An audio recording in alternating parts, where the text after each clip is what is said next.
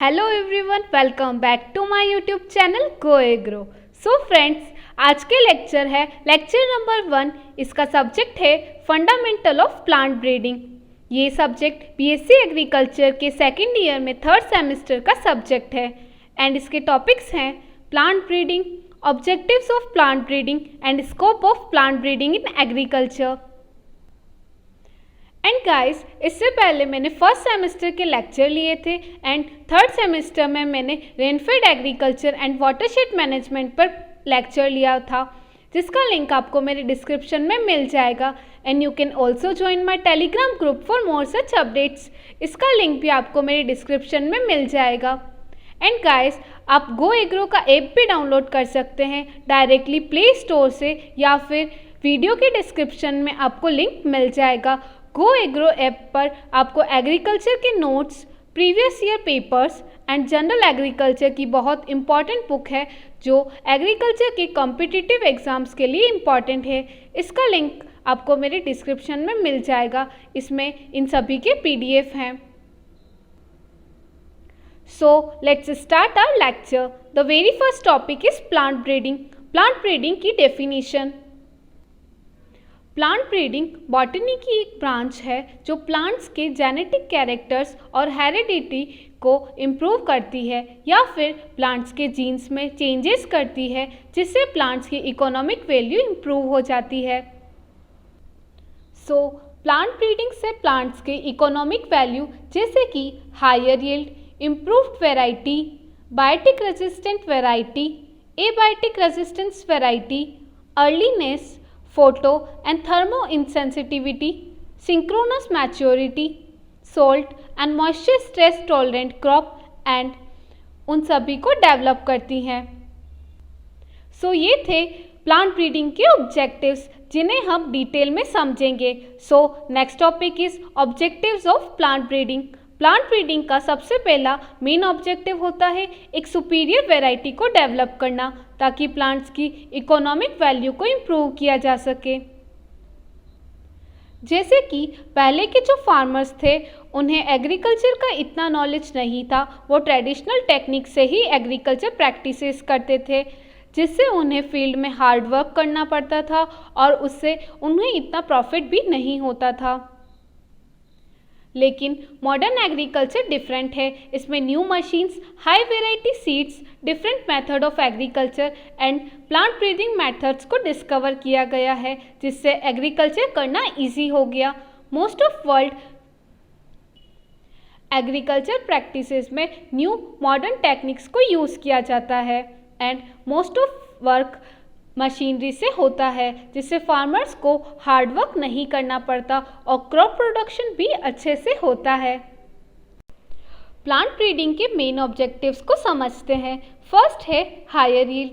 Plant breeding का ultimate aim होता है क्रॉप यील्ड को इम्प्रूव करना, जैसे कि grain yield, fodder yield, fibre yield, tuber yield, cane yield और ऑयल यील्ड।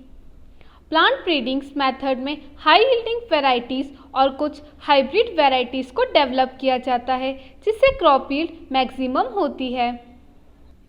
सो हम कुछ भी एग्रीकल्चर करते हैं फील्ड में, तो मेन ऑब्जेक्टिव होता है कि उस क्रॉप से हमें मैक्सिमम प्रोडक्शन मिल सके और हमें मैक्सिमम प्रॉफिट हो सके। सेकेंड ऑब्जेक्टिव है इम्प्रूव्ड क्वालिटी।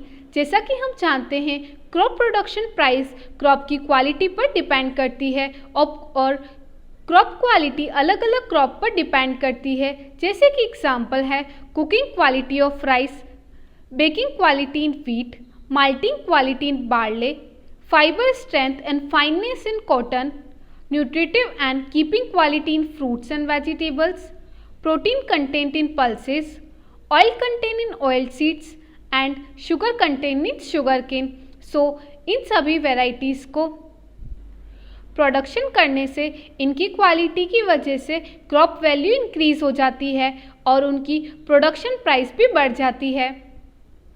थर्ड ऑब्जेक्टिव है biotic resistance, disease and pest resistance. Biotic का मतलब होता है लिविंग फैक्टर्स। बायोटिक फैक्टर हैं जैसे कि इंसेक्ट एंड पेस्ट। प्लांट्स में कुछ डिजीजेस करते हैं, जिससे कि प्लांट को लॉस हो जाता है।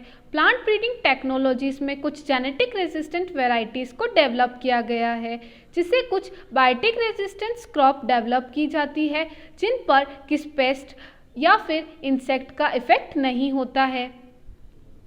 इसका एग्जाम्पल है बीटी कॉटन। फोर्थ ऑब्जेक्टिव है एबायोटिक रेजिस्टेंस। बायोटिक फैक्टर्स के अलावा क्रॉप को कुछ एबायोटिक फैक्टर्स भी अफेक्ट करते हैं। Abiotic factors means non living factors, जैसे कि ड्राउट मींस जब बहुत समय से रेनफॉल नहीं होती है तब वहाँ पर लैंड बैरन हो जाता है और ऐसे लैंड पर वेजिटेशन नहीं होती है। इसीलिए प्लांट ब्रीडिंग ने कुछ ऐसे प्लांट्स को डेवलप किया है जो ड्राउट रेजिस्टेंस है, वो ड्राउट की कंडीशन में भी सरवाइव कर सकते हैं। So after drought another abiotic factor is salinity. जब प्लांट्स सलाइन सॉइल में ग्रो करते हैं मींस सॉइल में सॉइल का अमाउंट ज़्यादा होता है, तब भी प्लांट्स बेटर सर्वाइव कर सकें। इसीलिए जेनेटिक इंजीनियरिंग और प्लांट ब्रीडिंग ने सॉल्ट टॉलरेंस क्रॉप को डेवलप किया है, जिसमें वो हाई सैलिनिटी कंडीशन में भी सर्वाइव कर सकते हैं। इसके अलावा विंड, कोल्ड एंड फ्रोस्ट भी कुछ एनवायरमेंटल फैक्टर्स हैं जिससे क्रॉप प्रोडक्शन अफेक्ट होती है और उसके लिए भी जेनेटिक इंजीनियरिंग ने wind, cold and frost tolerant crops को डेवलप किया है। इसके बाद फिफ्थ ऑब्जेक्टिव है अर्लीनेस। अर्लीनेस मीन्स नेचुरली क्रॉप्स को ग्रो होने से मिनिमम कितना समय लगता है, उसके लिए भी प्लांट ब्रीडर्स ने वैरायटीज़ को डेवलप किया है और कुछ ऐसी टेक्नोलॉजीज़ को डेवलप किया है जिससे क्रॉप को ग्रो होने में जितना समय नॉर्मली लगता है उससे भी कम लगे और क्रॉप जल्दी से मैच्योर हो सके। इसके बहुत से एडवांटेज होते हैं, जैसे कि फर्स्ट है less crop management period. Crop अगर जल्दी से मैच्योर हो जाएगी तब क्रॉप मैनेजमेंट के लिए भी कम समय लगेगा और लेबर वर्क भी कम हो जाएगा। सेकेंड एडवांटेज है लेस इंसेक्टिसाइडल स्प्रे। थर्ड है permit double cropping system. For example, अगर किसी क्रॉप को मैच्योरेशन में 6 मंथ्स लगते हैं तो ब्रीडर्स उन्हें मॉडिफाई करके उनका लाइफ पीरियड 4 मंथ्स तक कर देंगे, जिससे कि पहले 1 ईयर में केवल 2 वेराइटीज़ को लगाया जा रहा था, लेकिन अब 1 ईयर में 3 वेराइटीज़ को लगाया जा सकता है। फोर्थ एडवांटेज है रिड्यूस क्रॉप प्रोडक्शन कॉस्ट।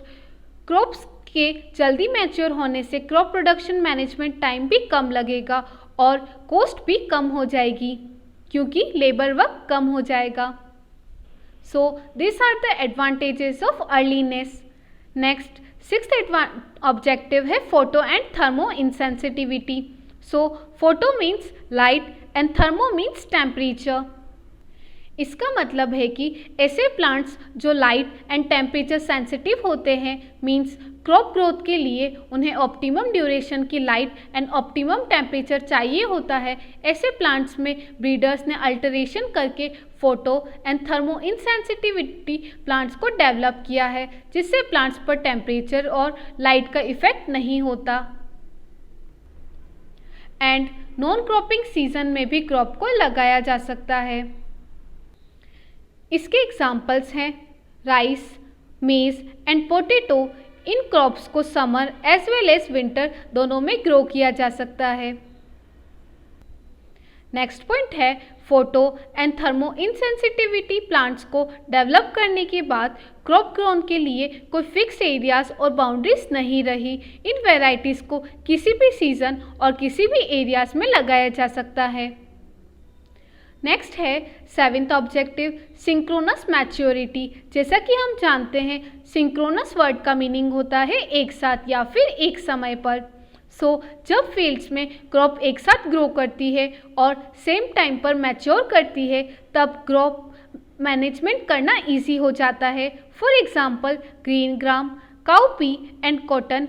इसी क्रॉप में अगर मैच्योरिटी सेम टाइम पर होती है तब क्रॉप हार्वेस्टिंग करना इजी हो जाता है और इसे डेवलप किया है प्लांट ब्रीडिंग मेथड्स ने।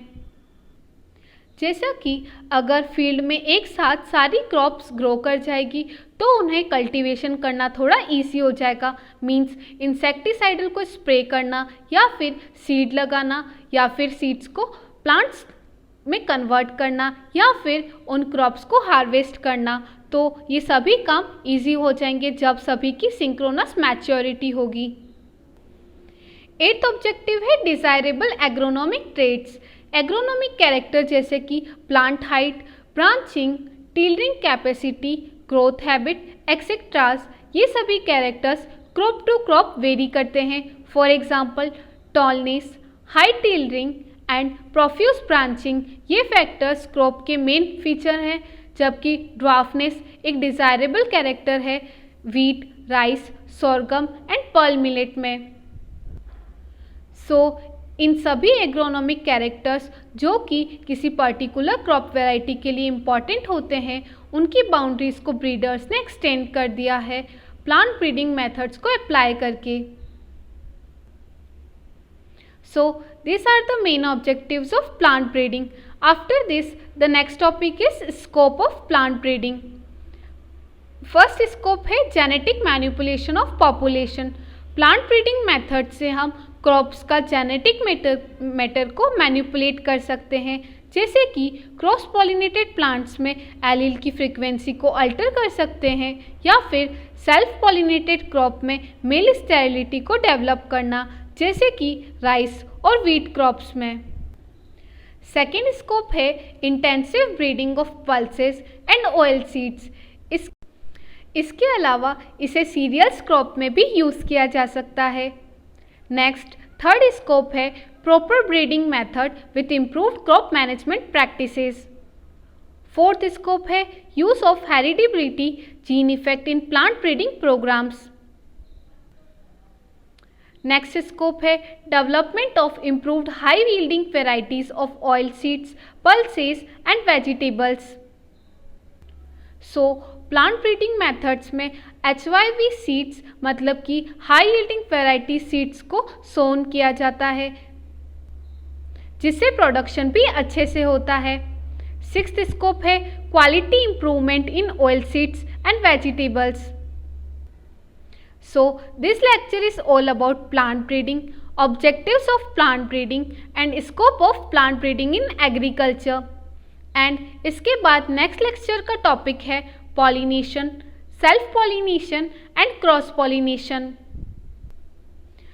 Guys, thanks for watching this video and notes आपको गो एग्रो की ऐप पर मिल जाएगा, जिसे डाउनलोड करने का लिंक आपको मेरे डिस्क्रिप्शन में मिल जाएगा एंड आप डायरेक्ट प्ले स्टोर पर भी इसे डाउनलोड कर सकते हैं।